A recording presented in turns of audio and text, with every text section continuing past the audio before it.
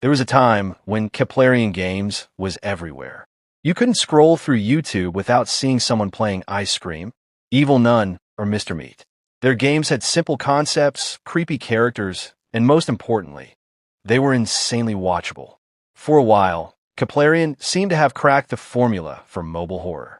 But then something changed. The games that once dominated the horror gaming scene slowly started disappearing from the spotlight. The trends shifted, players moved on, and the name that once felt almost unavoidable became far less relevant. So how did Keplarian Games go from one of the biggest names in mobile horror to a studio that many people barely remember today? This is the rise and fall of Keplarian. To understand Keplarian Games' decline, we first have to go back to when the studio was at its peak. Keplarian found something that a lot of mobile developers struggled to get right. Simple horror games that were perfect for YouTube. The gameplay was easy to understand. You usually had to explore a creepy location, solve puzzles, collect items, and escape before the enemy caught you. And while the formula wasn't exactly revolutionary, it worked. The games were accessible, the characters were memorable, and every new release gave content creators another horror game to play. But Keplarian's biggest success was still ahead of them.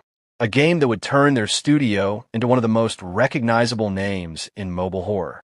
This is where Keplarian Games really started making a name for itself.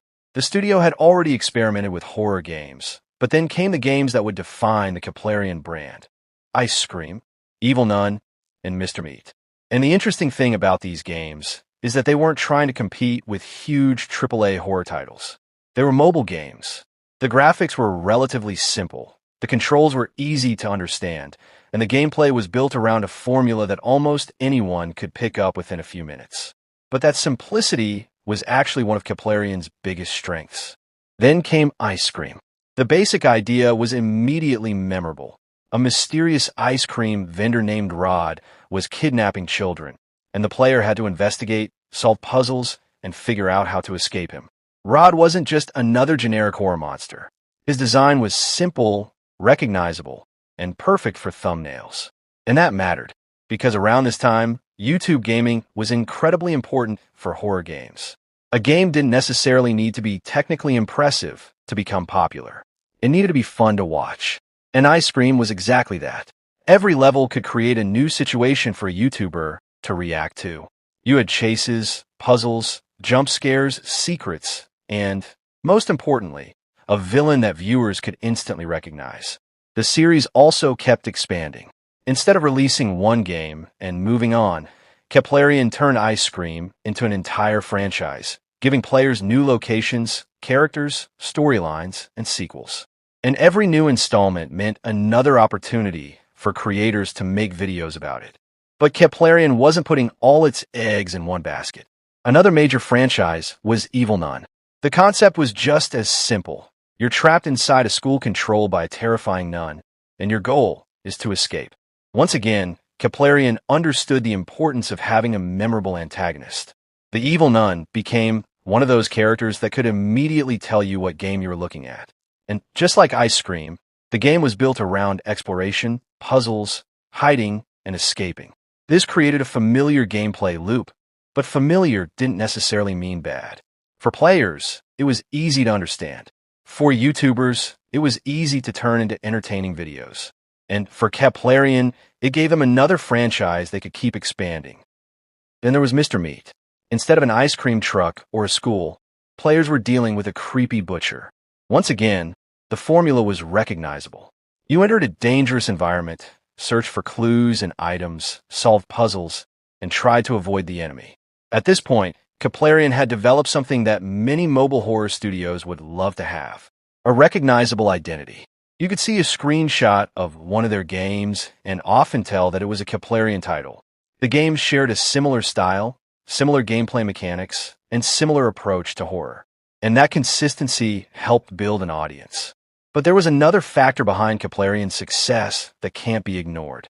YouTube. Mobile horror games were perfect for gaming channels. A creator could download the game, record their reaction, and turn it into an entertaining video. And if the game had a recognizable villain, funny moments, jump scares, and a story that could be followed across multiple episodes, even better. Keplarian's games fit that formula almost perfectly. For a period of time, it felt like every major gaming creator had played one of their games. And the more YouTubers played them, the more people downloaded them. The more people downloaded them, the more attention the franchises received. It became a cycle, and Keplarian was very good at keeping that cycle going. Their games weren't just individual releases anymore. They were becoming franchises. Ice Cream had Rod. Evil Nun had a Nun. Mr. Meat had, well, Mr. Meat. These characters became the faces of Keplarian's mobile horror universe. And for a while, it looked like the studio had found a formula that could keep working indefinitely. But there was one problem. Trends don't stay the same forever. And eventually, the exact formula that helped Keplarian rise would start becoming less effective. But eventually, the gaming scene started to change. The formula that made Keplarian successful, creepy villains, puzzles, chases, and escape gameplay, was becoming very common. At the same time, YouTube trends were changing. Creators and viewers were looking for newer and more unique horror games. This created a problem for Keplarian.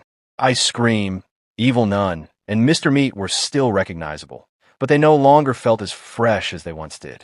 The audience didn't necessarily disappear overnight. Instead, the hype slowly faded. And when a studio's popularity depends heavily on trends, even a small shift can make a huge difference. Keplarian's golden era was beginning to come to an end. And eventually, Keplarian reached a point where something almost unthinkable happened. People stopped talking about them. The games didn't completely disappear. Ice Scream, Evil Nun, and Mr. Meat still have their fans, and the franchises still exist. But compare that to the period when these games were everywhere. Back then, seeing Rod, Evil Nun, or Mr. Meat on YouTube was almost normal. Today, the names don't have nearly the same presence in the gaming conversation. And that's probably the saddest part of the story. Keplarian didn't disappear because their games suddenly became unplayable. They were simply overtaken by time and changing trends. New games came along. New creators appeared. New horror franchises took the spotlight. And the audience moved on. Keplarian Games went from being one of the recognizable names in mobile horror to a studio that many younger players might not even know. But if you were around during their peak, you probably remember them. You remember Rod. You remember the Evil Nun. You remember Mr. Meat. For a period of time, Keplarian Games was a huge part of YouTube's mobile horror scene. And that's what makes their story so interesting. They didn't need to completely disappear to fall off.